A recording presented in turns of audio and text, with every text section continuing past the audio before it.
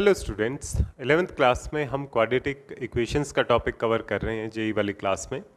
इसमें location of roots में usually problem आती है स्टूडेंट्स को कि किस तरीके से लोकेशन ऑफ रूट्स वाले प्रॉब्लम्स को कवर किया जा सकता है। तो हम उसके एक बेसिक कंसेप्ट्स को कवर कर रहे हैं आज की क्लास में कि लोकेशन ऑफ रूट्स को हम कैसे डिसाइड करते हैं। जब भी कोई क्वाड्रेटिक इक्वेशन दी जाती है, जैसे कि ax² plus bx plus c, अगर ये कोई क्वाड्रेटिक एक्सप्रेशन दिया हुआ है तो इसके कर्व को बनाया जा सकता है y is equal to ax² plus bx plus c से। इस क्वाड्रेटिक एक्सप्रेशन में अगर a की वैल्यू पॉजिटिव आती है तो यू शेप का कर्व बनता है। अगर यहाँ पर a की वैल्यू नेगेटिव आती है, x² का कॉफिशिएंट अगर नेगेटिव है तो ये उल्टा यू शेप बनता है। इस शेप को पैराबोला बोलते हैं। क्वाड्रेटिक इक्वेशन हमेशा पैराबोलिक शेप बनाती है। अगर x² का कॉफिशिएंट पॉजिटिव होता है तो जो पैराबोला है वो यू शेप का बनता है, और x² का कॉफिशिएंट अगर नेगेटिव है तो उल्टा यू शेप बनता है। क्वाड्रेटिक इक्वेशन में जो ये यू शेप बनी है, इसमें अगर यू शेप है तो मिनिमम वैल्यू, अगर उल्टी यू शेप बनी है तो उसकी मैक्सिमम वैल्यू आती है जब x की वैल्यू -b/2a हो जाती है। ये वैल्यू हमेशा x is equal to -b/2a पर मिलती है।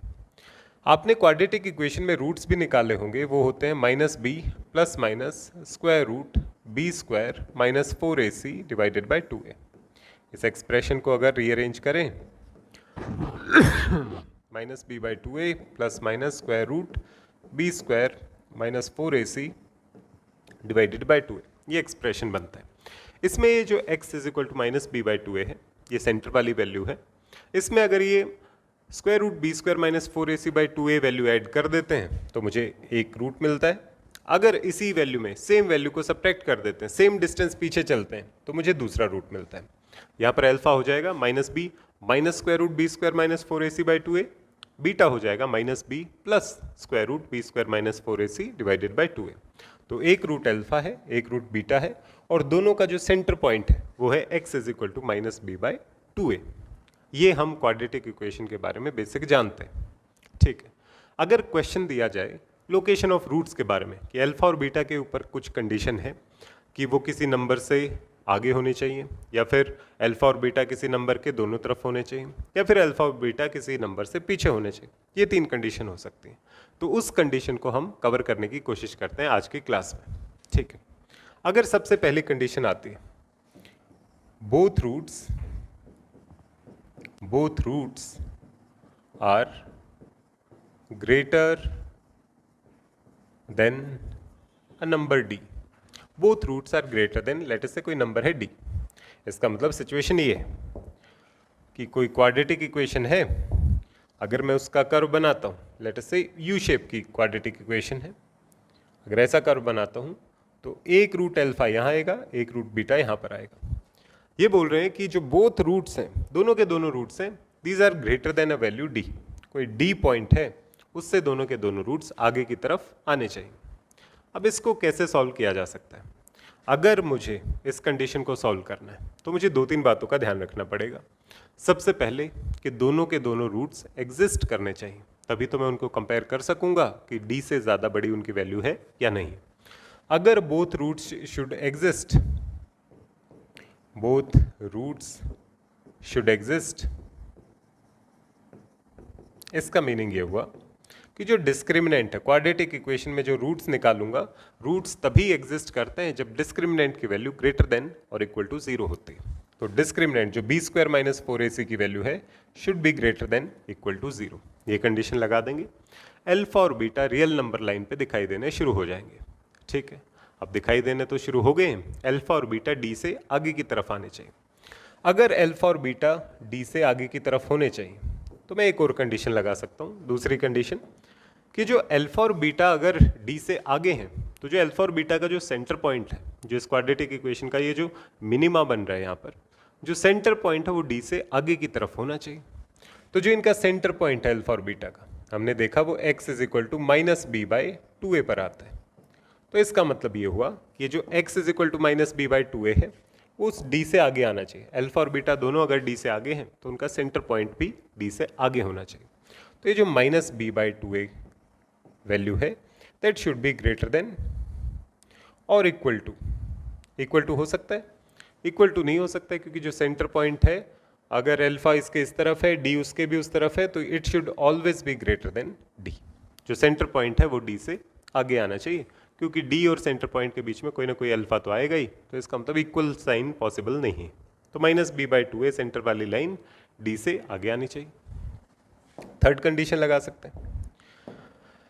थर्ड कंडीशन ये होगी कि ठीक है, अल्फा बीटा एग्जिस्ट करते हैं, अल्फा बीटा की जो सेंटर लाइन है वो डी से आगे है, पर डी यहाँ पर भी तो हो सकता है, सेंटर लाइन अब भी डी से आगे है, पर डी अल्फा और बीटा दोनों से आगे तो नहीं है।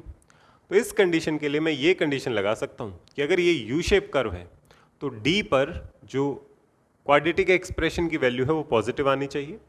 तो इसका मतलब if it is a U shape curve, मतलब कि if A is greater than zero, a positive होने का मतलब है यू शेप कर्व है।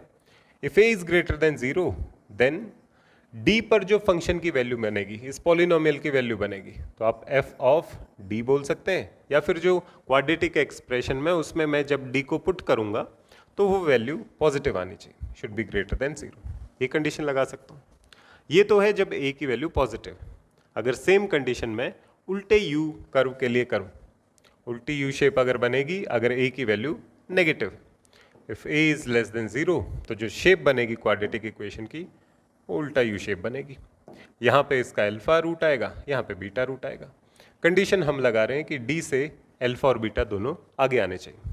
अगर अल्फा और बीटा डी पॉइंट से आगे आने चाहिए तो कंडीशन फर्स्ट वाली भी सेम रहेगी कि जो डिस्क्रिमिनेंट है that should be greater than equal to zero. Alpha और बीटा इस रियल नंबर लाइन पे प्रकट तो होने चाहिए, दिखाई तो देने चाहिए, दिखाई देंगे। सेकंड, अगर अल्फा और बीटा दोनों डी से आगे हैं तो जो इनका सेंटर पॉइंट है minus b by two a वो भी डी से आगे होना चाहिए। तो minus b by two a should be greater than d. Third condition, अब अगर ये ए इज नेगेटिव, उल्टा यू शेप है, तो डी पर वैल्यू इसकी नेगेटिव बननी चाहिए। तो if A is negative then polynomial की value at X is equal to D, इसको बोल सकते हैं पॉलिनोमियल की value at X is equal to D should be negative. Should be negative का मतलब लेस देन जीरो। अगर देखें दोनों को कर्व को कंपेयर करके, कंडीशन दोनों सेम आ रही। फर्स्ट सेम है, d should be greater than equal to zero. Second condition same है, सेंटर पॉइंट डी से आगे आना चाहिए। जो थर्ड पॉइंट है इसमें बोल रहे हैं कि ए पॉजिटिव है तो एफ ऑफ डी भी पॉजिटिव होना चाहिए, ए नेगेटिव है तो एफ ऑफ डी भी नेगेटिव होना चाहिए। कहने का मतलब ये है ए और एफ ऑफ डी दोनों सेम साइन के होने चाहिए। अगर सेम साइन के होने चाहिए तो मैं इस बात को इस तरीके से बोल सकता हूँ कि इन दोनों कंडीशंस को अगर मुझे एक साथ मेंशन करना हो तो मैं ये बोल सकता हूँ कि a times F of D, A और एफ ऑफ डी अगर सेम साइन के होने चाहिए तो it should be greater than zero, कि ये a और F of D same sign के होने चाहिए। दोनों पॉजिटिव तो भी पॉजिटिव आएगा, दोनों नेगेटिव तो भी इसकी वैल्यू पॉजिटिव आनी चाहिए। जो थर्ड कंडीशन है उसको लिखा जा सकता है इस तरीके से। तो अगर दो रूट्स अल्फा और बीटा अगर किसी नंबर डी से आगे आने चाहिए तो इसका मतलब ये है discriminant greater than equal to zero होना चाहिए। जो सेंटर पॉइंट है अल्फा और बीटा का minus b by two a वो डी से आगे आना चाहिए। और जो ए इंटू एफ डी है, मतलब ए पॉजिटिव है, यू शेप कर्व है, तो एफ ऑफ डी भी पॉजिटिव आना चाहिए। अगर ए नेगेटिव है, उल्टा यू शेप कर्व है, तो एफ ऑफ डी भी नेगेटिव आना चाहिए, ताकि अल्फा और बीटा से बाहर की तरफ ये डी पॉइंट होना चाहिए। ये इंश्योर किया जा सकता है, क्योंकि अगर अल्फा और बीटा से बाहर की तरफ कोई पॉइंट है तो वहाँ पर जब भी आप फंक्शन की वैल्यू निकालोगे यहाँ पे पॉजिटिव आएगा जब ए पॉजिटिव है, एफ ऑफ डी यहाँ पे नेगेटिव आएगा जब वो पॉइंट अल्फा और बीटा से बाहर की तरफ। इधर वो हो नहीं सकता है क्योंकि सेंटर पॉइंट डी से आगे है, तो ये केवल इस तरफ हो सकता है। तो ये condition A into F D greater than zero हमारे लोकेशन ऑफ रूट की तीन कंडीशंस को जनरेट करता है। I hope it is clear. Next condition को हम नेक्स्ट वीडियो में कवर करेंगे।